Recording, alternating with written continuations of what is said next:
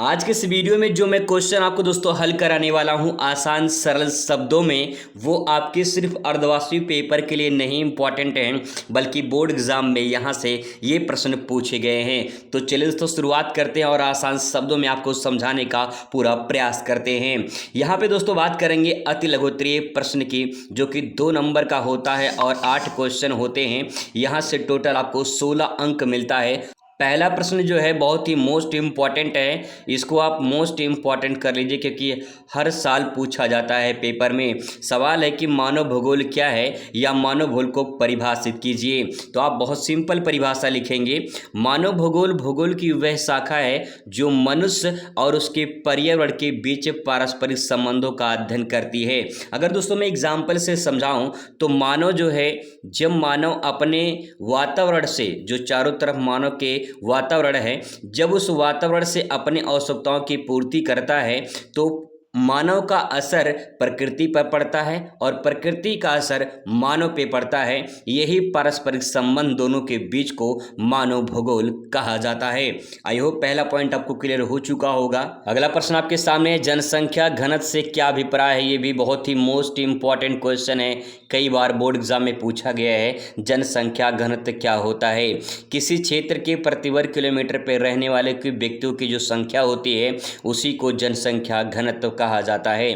जैसे मान लो कि 1 किलोमीटर स्क्वायर एरिया है, ठीक है, 1 किलोमीटर का स्क्वायर एरिया है। इस 1 किलोमीटर स्क्वायर एरिया में जितने व्यक्ति निवास करते हैं, उन व्यक्ति की जितनी भी संख्या होगी उसको जनसंख्या घनत्व कहते हैं। जैसे बात कर लेते हैं अरुणाचल प्रदेश की, जनसंख्या घनत्व सबसे कम अरुणाचल प्रदेश है। यहाँ पे जो है 1 किलोमीटर एरिया में केवल 17 व्यक्ति ही निवास करते हैं। तो 17 व्यक्तियों की जो संख्या है उसी को जनसंख्या घनत्व कहा जाता है। और सर्वाधिक कहाँ पे है? बिहार में है, ठीक है। बिहार में लगभग 1100 के आसपास जो है 1100 से ज़्यादा व्यक्ति 1 किलोमीटर एरिया में निवास करते हैं, ठीक है। ये हो गया आपका दूसरा प्रश्न। आगे बात करते हैं तीसरे प्रश्न पर। दोस्तों जो मैंने प्रश्न सेलेक्ट किया है बहुत ही मोस्ट इम्पॉर्टेंट है, जो आपके बोर्ड एग्जाम में पूछे गए हैं। मानव विकास का अर्थ क्या है?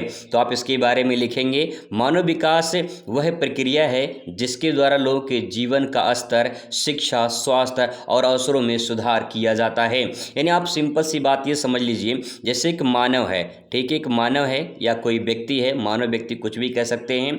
अब ये व्यक्ति क्या कर रहा है, भविष्य में भाई मेहनत किया और नौकरी पा गया, और नौकरी जब पा गया तो क्या इसके जीवन में कुछ सुधार होगा कि नहीं होगा? बिल्कुल सुधार होगा। उसका जीवन स्तर बदल जाएगा, उसकी शिक्षा बदल जाएगी, उसका स्वास्थ्य बदल जाएगा, यानी उसके जीवन में बहुत कुछ सुधार हो जाएगा। तो जब सुधार हो जाएगा तो उसको क्या कहेंगे कि मानव विकास कर लिया है।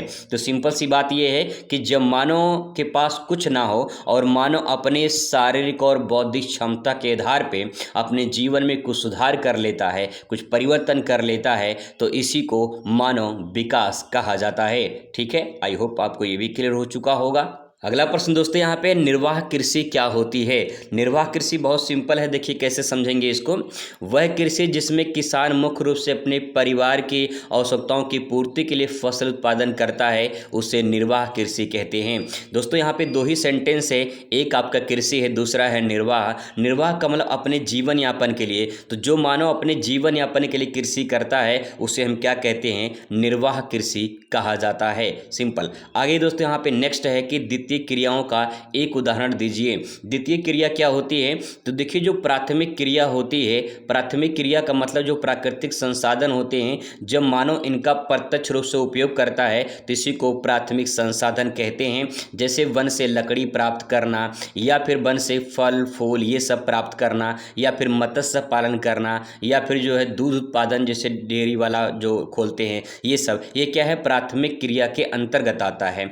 जब यह प्राथमिक क्रिया किसी दूसरे उपयोगी वस्तु में बदल दिया जाता है, जैसे मान लो कृषि में गन्ना हुआ, ठीक है, गन्ना हुआ, गन्ने से अगर चीनी बना दिया जाए, वैसे चीनी तो आसमान छू रहा है आज की डेट में, तो चीनी जब बन जाएगा तो इसे हम क्या कहेंगे? द्वितीय क्रिया कहेंगे, क्योंकि गन्ना प्राथमिक में आ जाएगा और उसे बदला गया है किस में? द्वितीय क्रिया में। तो चीनी आपका द्वितीय क्रिया में आ जाएगा, ठीक है। ये हो जाएगा आपका यहाँ पे वस्त्र उद्योग, यानी कपड़ा जो है, जो कपास होता है, कपास से कपड़ा बना सकते हैं, तो कपास कपास किस में आ जाएगा, प्राथमिक क्रिया में आ जाएगा, और कपास से जब कपड़ा बन जाएगा तो द्वितीयक क्रिया में आ जाएगा। ठीक है। अगला प्रश्न दोस्तों है मानव बस्ती किसे कहते हैं। तो मानव बस्ती के बारे में लिखेंगे वह स्थान जहां लोग अस्थायी रूप से निवास करते हैं तथा अपनी आवश्यकताओं की पूर्ति करते हैं उसे मानव बस्ती कहते हैं।